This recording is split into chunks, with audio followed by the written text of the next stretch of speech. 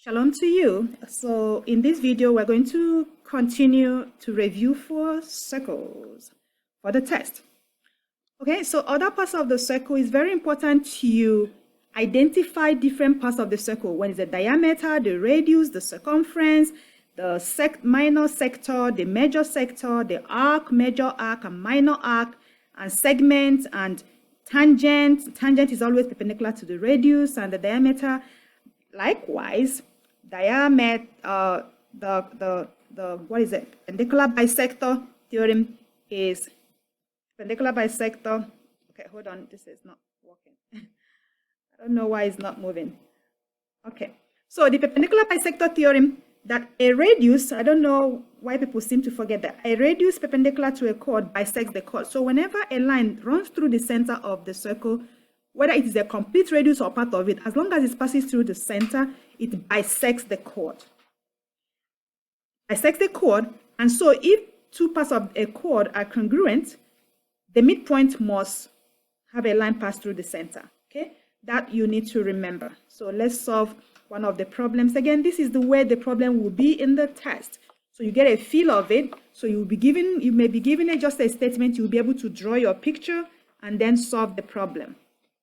So given a circle with that. So draw the circle. They told us that the radius is 13. And we asked, there's a length of the chord. Chord has to run from one side of the circle to the other circle. So you can draw your chord anywhere you want. And then, so again, but then you need to think of mind how it can help you solve the problem. We asked how far the chord is from the center. So I'm going to draw that in a different picture. So this is the center of a circle, and that is drawn to this chord. And the perpendicular bisector theorem says that once any segment is drawn from the center to a chord, it must be perpendicular to it. So it's perpendicular there. And then we can draw as many radii as possible. So since this radius is not connected to our chord, we can draw another radius to connect to the chord. That radius will still be 13. We can even draw here also if we want, but gives us, a right triangle to work with. And so since this line is perpendicular to the chord, it means it bisects the chord. So these two segments will be congruent. That makes this side to be 12 and this side to be 12 also. And then we are looking for how far, the distance. So we can label it D. So it's not a full radius, because radius goes all the way to a point on the circle, but this is not a full radius, but going to be part of it. So now we can use Pythagorean theorem. So be careful to know what your two legs are. Okay, hypotenuse is always opposite the right angle. So the hypotenuse is 13. 13 squared is equal to 12 squared plus D squared. Okay, and then we can simplify that. 13 squared is 169 equals 144 plus D squared. Subtract 144 from both sides. What's that? 25. Good thing is a perfect square, so we can just take the square root of that and we get our D, which is 5. And since we labeled D is the distance we are looking for, that will be our answer. Okay? Any question? So sometimes you may be given the radius and the distance and you're asked to find the length of the chord. Be careful when you do that, because you will only find 1/2 of the chord, which is part of the right triangle. So you have to double it to get the whole chord. All right? So, but that's the same way you solve the problem. So let's look at length of arc. Again, arc length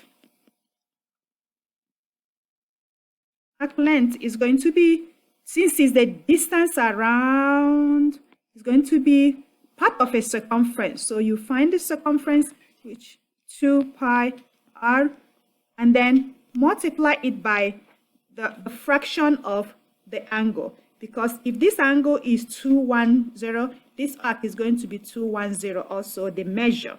So we have to take that the part of the arc over the whole arc, which is 360 degrees. Okay, that fractional part, okay, 210 divided by 360 is going to be 7 over 12. Okay, and then we put the radius is 15 times pi. So if we are not asked to round, then we have to keep the whole answer. So we multiply 2 times 15 is 30. 30 times 7 is 210. So we have 210 pi over 12. So we can reduce it. It doesn't seem like it goes evenly, but we can write it in simplest form and then keep it like that. So that will be reduced to 35 pi over 12. So we just simplified 210. So that's the arc length. Okay, we leave our answer like that if we are not asked to round. Right? So these are straightforward. And then the sector. Area, area is two-dimensional. Two-dimensional. So the area of sector is going to be a part of area of a circle. So find the area of a circle, which is pi r squared, and then multiply by the fractional part of the angle again. So that's still going to be that's 7 over 12, and that's pi. The radius is 9 squared, which is 81 times 7 over 12. Okay, don't forget the pi. So now multiply the number 81 times 7. So we get 567 pi over 12. See if we can simplify it, write it in simplest form. It is simplified to 189 over 4. This is, make sure pi is on top, and that will be the area. All right? Okay, come on.